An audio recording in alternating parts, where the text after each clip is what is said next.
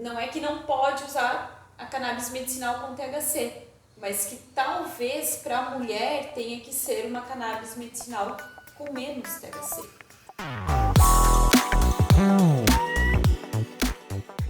Bem-vindos, pessoal! Hoje nós temos a primeira edição do Reage à Entrevista. E para começar, a gente traz aqui uma grande pesquisadora, grande amiga minha, bem-vinda, Cris, professora Cristina Sterne, professora da Federal aqui do Paraná, Departamento de Farmacologia, e uma grande pesquisadora, né, da ciência e da ciência canabinoide também. E, bem, Cris, muito bem-vinda ao Reage. Cris, se puder se apresentar para o nosso público, né, para eles conhecerem um pouco mais sobre você, por favor.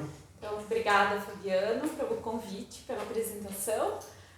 Meu nome é Cristina, sou professora aqui da Universidade Federal do Paraná, do Departamento de Farmacologia. Sou formada em Farmácia e Bioquímica pela Universidade Federal de Santa Catarina e lá no Departamento de Farmacologia eu fiz o meu mestrado e doutorado em Farmacologia também. Então, eu trabalho há mais ou menos 5 ou 6 anos aqui na Universidade Federal como professora e orientadora, né, do programa de pós-graduação também, onde eu venho desenvolvendo várias pesquisas aí na área dos canabinoides. Para o pessoal entender, você é da farmacologia, mas especificamente da neurofarmacologia, né? Essa ciência, o que estuda a neurofarmacologia? Isso, então dentro da farmacologia a gente tem outras sub-áreas, né, que envolve, e no meu caso, então, eu trabalho dentro das neurociências e dentro das neurociências com neurofarmacologia. Então eu estudo a ação de fármacos no sistema nervoso central, em regiões específicas do cérebro, por exemplo, para entender como que essas substâncias afetam sistemas de memória, comportamentos relacionados a transtornos psiquiátricos, como transtornos de ansiedade. Então, a neurofarmacologia é uma grande área, né? Tem outros colegas que estudam a parte de doença de Parkinson, doença de Alzheimer, ou melhor, fármacos, né, e substâncias que atuam de forma que possam contribuir para um futuro tratamento dessas doenças. E então é dessa forma, assim, uma área muito extensa da farmacologia, mas onde a gente foca então em substâncias que agem no sistema nervoso central. E entender como elas agem, né, os efeitos. A farmacologia, ela tem um grande objetivo da farmacologia é entender o mecanismo de ação dos fármacos, como que os fármacos agem no nosso organismo, tanto no sentido de produzir efeitos terapêuticos, como também para entender os efeitos adversos, né, os riscos e benefícios do uso de certas substâncias. Então, na farmacologia e na neurofarmacologia, a gente busca alguns efeitos, mas também e principalmente entender o mecanismo de ação, como que esses efeitos acontecem no nosso organismo e no nosso cérebro. Uma pesquisa de ponta, né? Sem dúvida. Vocês trabalham numa fronteira do conhecimento. E Cris, ao longo da sua carreira, principalmente acadêmica, né? Que você, né, tantos anos de estudos, hoje professora da Federal, pode contar um pouco mais assim de outros trabalhos, né? Como você construiu sua carreira? Sim. Bem, eu sempre tive muita vontade de trabalhar com neurociências, com neurofarmacologia.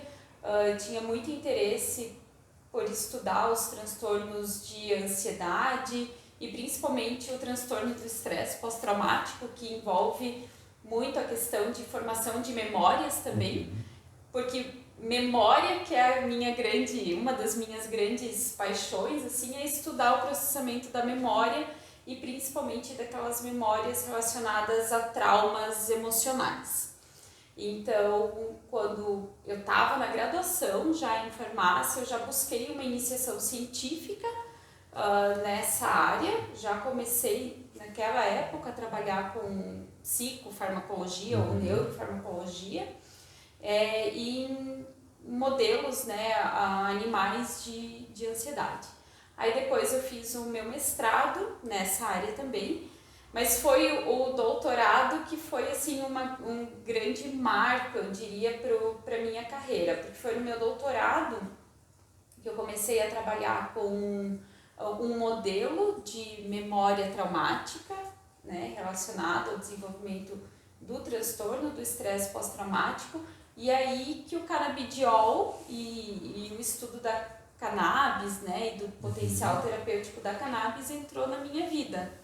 Então foi bem no início do meu doutorado, onde a gente padronizou um protocolo que quase ninguém estudava, né, focado assim, no sentido do transtorno do estresse pós-traumático, e a gente começou a estudar como que o canabidiol, e se o canabidiol poderia melhorar essa memória traumática, né?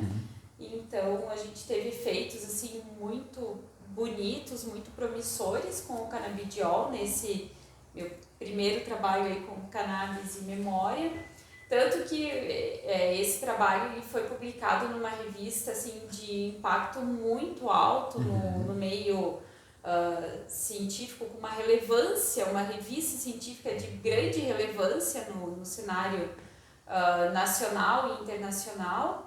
E é um dos trabalhos que eu tenho que tem maior citação de todos. Assim, ele é um trabalho muito citado pela comunidade científica, porque ele sugere, né, um mecanismo, inclusive, pelo qual o canabidiol melhora os sintomas de um paciente com estresse pós-traumático.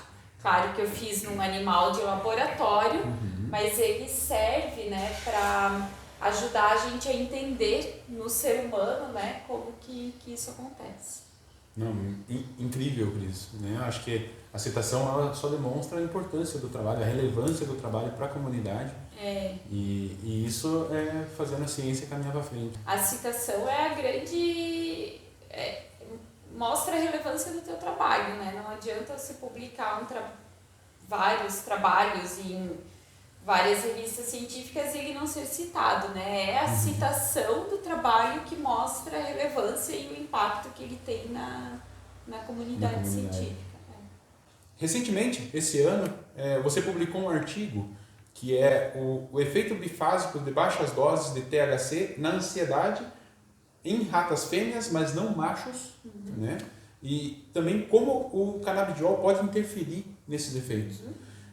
Esse é um trabalho que foi, né, como eu disse, publicado esse ano e tem tudo a ver com o tema da nossa entrevista aqui, que é justamente, né, mulheres, ansiedade e cannabis. Qual que é a relação, né, nesse meio, né? E bem, Cris, você pode contar pra gente um pouco mais sobre, né, como surgiu a ideia desse trabalho e também qual que é o destaque desse trabalho frente a outras publicações já existentes? Certo. Bom, então, depois que eu entrei como professora aqui na Universidade Federal, comecei a coordenar o meu grupo de pesquisa e uma coisa que chama atenção na pesquisa científica é o pouco uso do sexo feminino nas pesquisas pré-clínicas, né? Então, mais de 90% da pesquisa pré-clínica é feita com roedores do sexo masculino. E isso traz um viés muito grande para a literatura, porque a gente sabe que as mulheres têm toda uma oscilação hormonal, não que o homem também não tenha, mas que são diferentes e que influencia muito no humor. E a gente sabe também que transtornos de ansiedade, eles afetam muito mais as mulheres do que os homens. Entretanto, a pesquisa vem sendo feita em animais do sexo machos, né? Em animais machos do sexo masculino e não em fêmeas. Então, a gente viu que existia um viés muito grande na literatura nesse sentido. E com o aumento do consumo da cannabis medicinal, a gente viu que havia uma importância de estudar como que a cannabis, né, ou na verdade o THC, que é o princípio ativo, o principal princípio ativo da cannabis, poderia afetar também a ansiedade em fêmeas.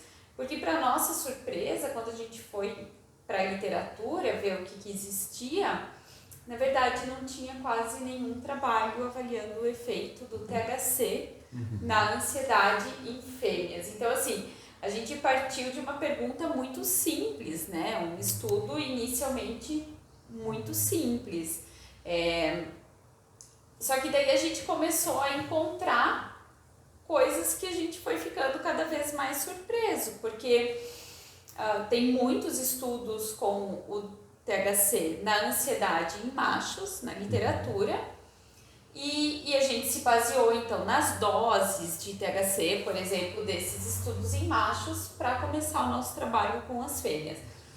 E o que a gente começou a perceber é que os resultados eram muito diferentes, que enquanto o THC numa dose, né, que eu vou colocar de 1 miligrama por quilograma, não afeta o comportamento relacionado à ansiedade em machos, aumentava muito a ansiedade das fêmeas. Então, bom, como é que a gente viu, né, essa ansiedade em ratos? Então, antes de continuar, só vou explicar um pouco sobre isso. Então, o que a gente fez? A gente usou um aparato que a gente chama de labirinto em cruz elevado. É um modelo animal validado para triagem de drogas ansiolíticas, né? Ou drogas que reduzem a ansiedade. E esse modelo ele é muito simples. Ele é a gente chama de labirinto, mas na verdade ele é uma cruz de madeira com uma plataforma central e que tem dois braços dessa cruz são abertos e 2 braços são protegidos, né? São fechados, que a gente chama. E o animal, então, ele é colocado para explorar esse ambiente. E quanto mais o nosso animal fica no ambiente aberto, significa que ele está menos ansioso. E quanto menos ele fica nesse ambiente aberto, significa que ele está mais ansioso. Isso se baseia no comportamento natural, né, do animal na natureza de se esconder. Quando ele está exposto no ambiente aberto, ele está mais suscetível a ser predado.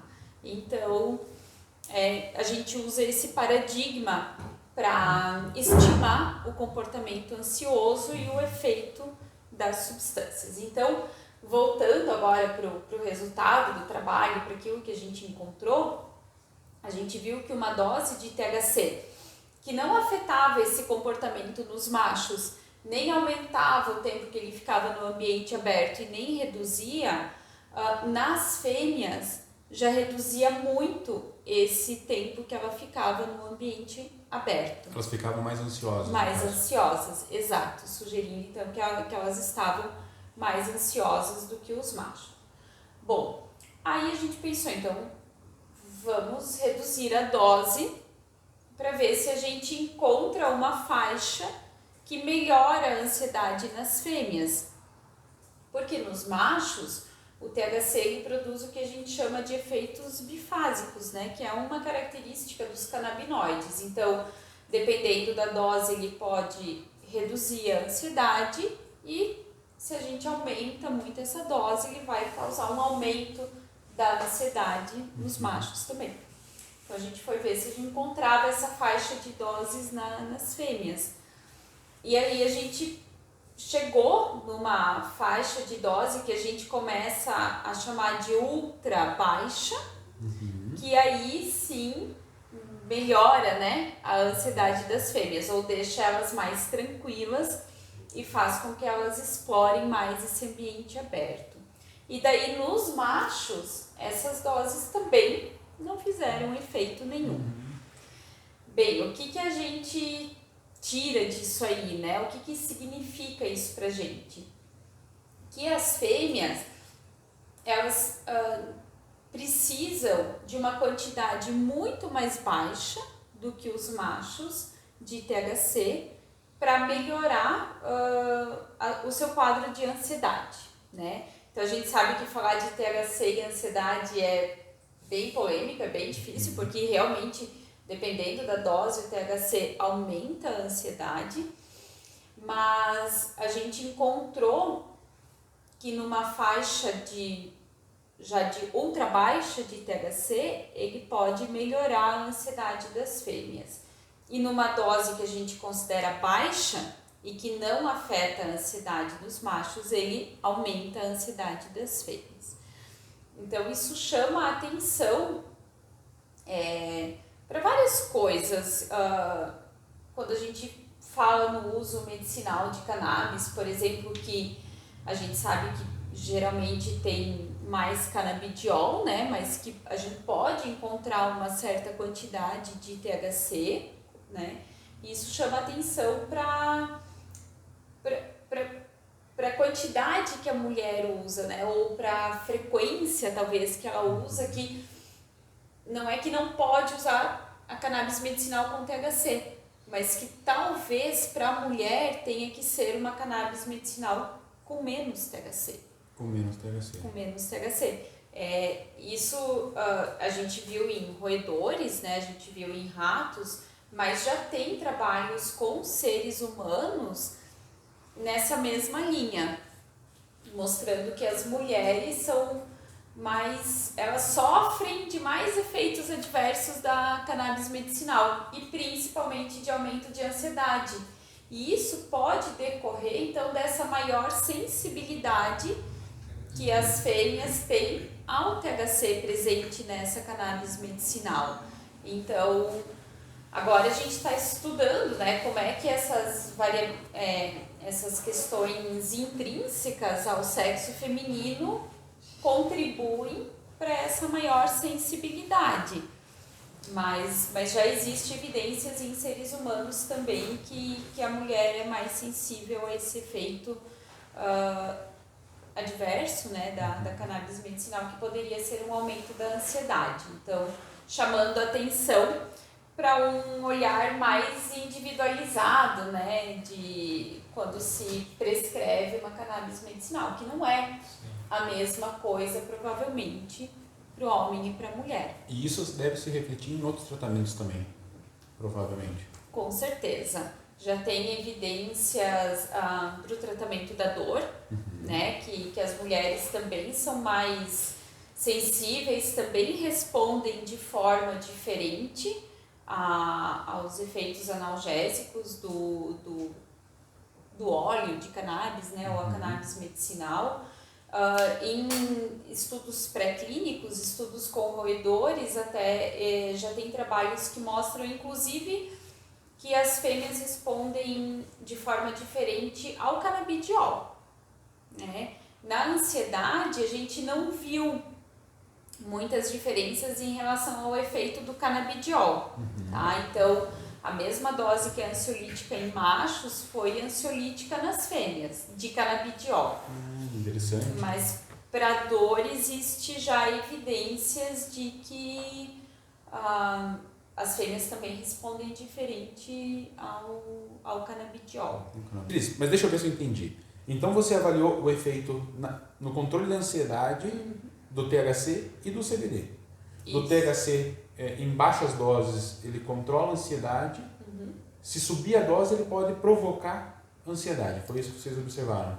Isso mesmo. Então, se eu mostrar para vocês aqui no gráfico, o A, ele mostra isso, que as menores doses aumentam a exploração desse ambiente aberto, e a maior dose, ela diminui o tempo que o animal fica no ambiente aberto. Então, isso a gente consegue ver muito bem aqui no gráfico A. Quando a gente vai para o gráfico D, que é o mesmo parâmetro, mas nos machos, aí a gente vê que essas 3 doses não aumentaram e nem diminuíram o tempo que o animal fica no ambiente aberto. Mostrando, né, que as fêmeas elas respondem de forma diferente aos efeitos do THC na ansiedade do que os machos. Interessante, eu acho que esse é um ponto de atenção, né? Agora que a medicina canabinoide vem evoluindo, pensar nas mulheres, né? Pensar num desenvolvimento também voltado para as mulheres. Certeza. E, por exemplo, você chegou a avaliar a diferença de efeito ao longo do ciclo hormonal dos animais?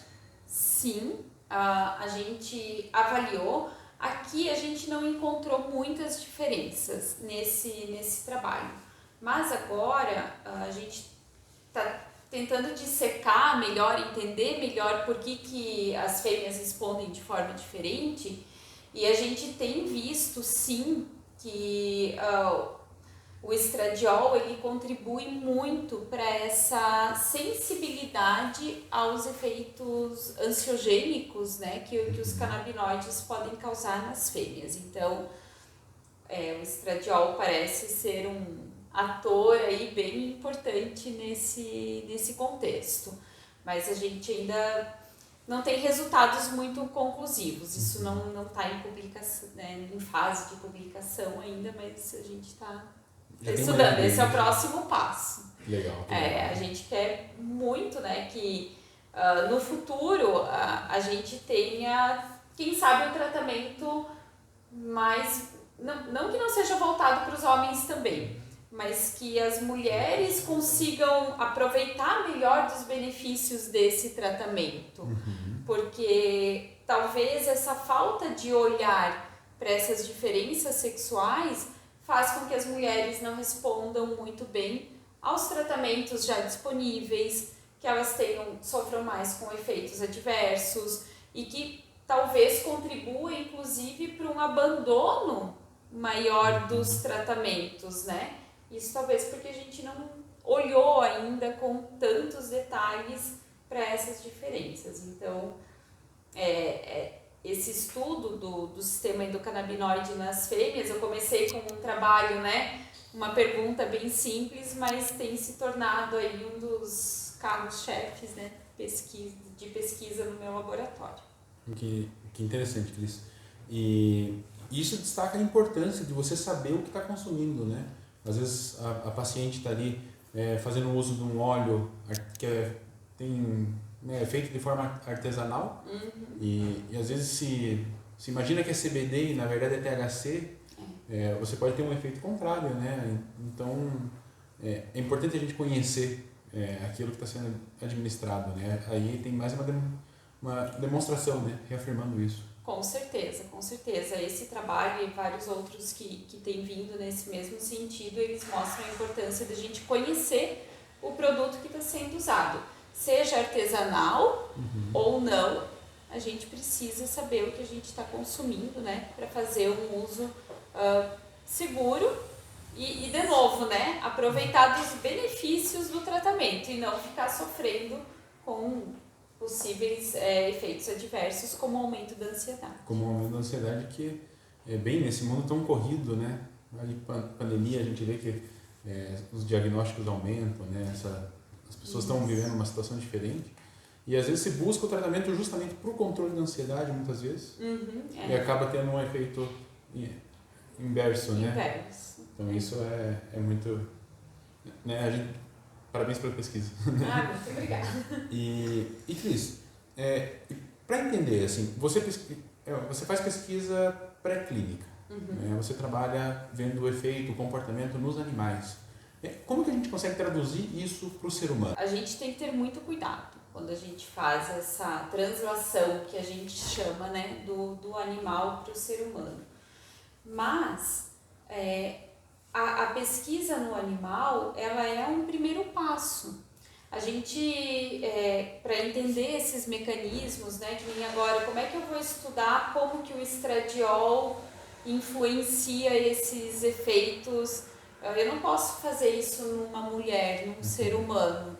Então a gente precisa utilizar os animais para entender como que as substâncias agem, como que essas diferenças entre o sexo, por exemplo, contribuem, né? Eu posso estudar uma área específica do cérebro, do roedor, e isso, obviamente, a gente não pode fazer num ser humano, né? Então, embora a gente tenha que ter muita consciência que o rato não é um ser humano, mas todas essas medidas que a gente avalia no rato, elas contribuem para o entendimento do transtorno lá no ser humano.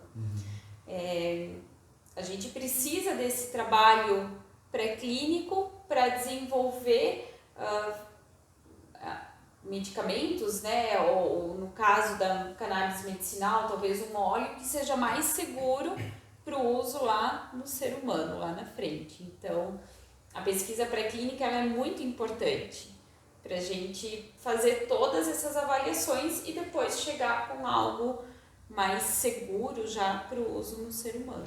Garantir a segurança quando for testar no ser humano, no caso. E a segurança e, bom, eu ia dizer a eficácia, mas não. Não, corta essa parte porque, na verdade, não necessariamente o que é eficaz no rato vai ser eficaz no ser humano. E Cris, para a gente entender um pouco melhor, como que o CBD interferiu no efeito, né, ansiolítico ou ansiogênico do THC? Você pode contar um pouquinho para a gente?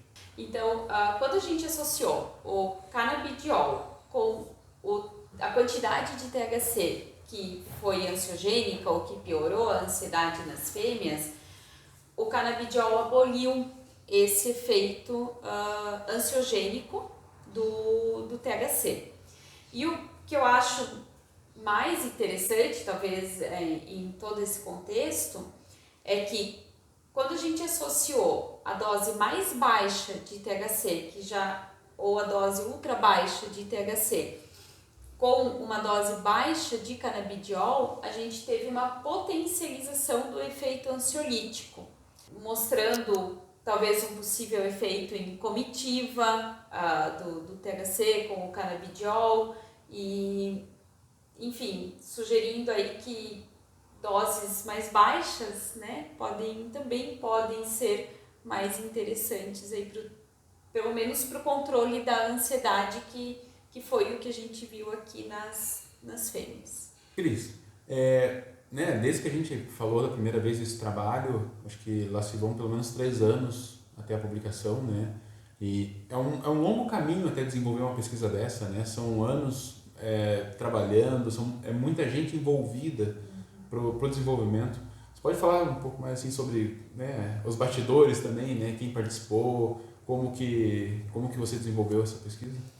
Então, faz um tempo já, né? Esse tipo de pesquisa realmente demora, leva alguns anos aí para a gente conseguir ter um trabalho completo como esse. E eu quero ressaltar aqui a importância dos alunos de pós-graduação e de iniciação científica que contribuíram para esse trabalho. Então, se a gente não tivesse os alunos ganhando bolsas, por exemplo, né, que hoje em dia a gente tem, infelizmente, cada vez menos, a gente tem sofrido cortes aí constantes no financiamento da ciência e das pós-graduações no Brasil, e isso afeta diretamente o desenvolvimento desse tipo de trabalho, porque ele foi feito, então, por uma aluna de iniciação científica que tinha bolsa e que foi, né, auxiliada por uma aluna de doutorado minha e de mestrado que também tem bolsas, né, e podem se dedicar exclusivamente ao desenvolvimento desse tipo de trabalho. Então, só para deixar essa mensagem aqui também, que com tantos cortes que a gente tem sofrido, infelizmente vai ficar cada vez mais difícil a continuidade e o desenvolvimento de novos trabalhos nessa área, porque a gente tem, infelizmente, cada vez menos alunos, né? A pessoa, ela se forma, ela não pode ficar trabalhando de graça, né? Ela não tem como se sustentar, então ela precisa receber pelo menos uma bolsa para ficar no laboratório desenvolvendo esse trabalho. Infelizmente, o que a gente tem visto no cenário atual é o oposto, né? Uma falta de incentivo em geral, né? Não só para trabalhos como o meu, mas como tantos outros que têm sofrido com os cortes desse governo. Infelizmente isso é uma vergonha porque não, né? Olha a grandeza desse trabalho, olha a importância do conhecimento que esse trabalho revela para nós. E isso não é incentivado aqui, infelizmente. E, né, tem que ser muito guerreira, né? Querer muito aí sustentar você como pesquisadora, né? Professora e pesquisadora. E, né, tomara que a gente possa reverter isso e poder, né, que a nossa ciência cresça novamente, que a gente possa, né, A gente, que facilite, né? Fazer a gente torce por isso, né? Que esse cenário mude daqui a pouco pra gente... a gente tem capacidade, a gente tem gente muito boa aqui no Brasil para desenvolver trabalhos de pesquisa básica, que no futuro podem contribuir para o desenvolvimento de produtos, né, que vão contribuir para a economia nacional, mas infelizmente no momento o que a gente tem é o oposto, e a gente tem nossos alunos que a gente forma indo para o exterior, porque daí aqui não tem mais oportunidades de trabalho para eles, né? Então, infelizmente, esse é o cenário atual, mas a gente torce, né? E a gente vai trabalhar com muita garra e continuar aí até onde a gente conseguir, a gente vai continuar fazendo a nossa pesquisa. Com certeza. Vai continuar. A pesquisa não pode parar. Não pode parar de jeito nenhum. E eu agradeço o apoio, né, que eu tenho de todos vocês, né, do Reaja, que tem me auxiliado muito também nos bastidores de todas essas pesquisas. Agradeço, Cris. E esse foi o primeiro Reaja Entrevista com a professora Cristina, né, trazendo muito conhecimento aqui, trazendo novidade de ponta, desenvolvida aqui no Brasil, né? E bem, se vocês quiserem, se tiverem outras personalidades que vocês gostariam de ver aqui também, pode comentar, pode mandar pra gente, a gente aceita. E a gente promete que vai estar mantendo aqui uma série de vídeos, trazendo outras personalidades, trazendo mais informação e dando uma oportunidade de expor essas grandes pesquisas que são feitas aqui e que a gente deve se orgulhar e principalmente apoiar. Cris, muito obrigado, né? E em breve a gente continua aí nos projetos e que a gente possa desenvolver bastante. Com certeza. Obrigada também.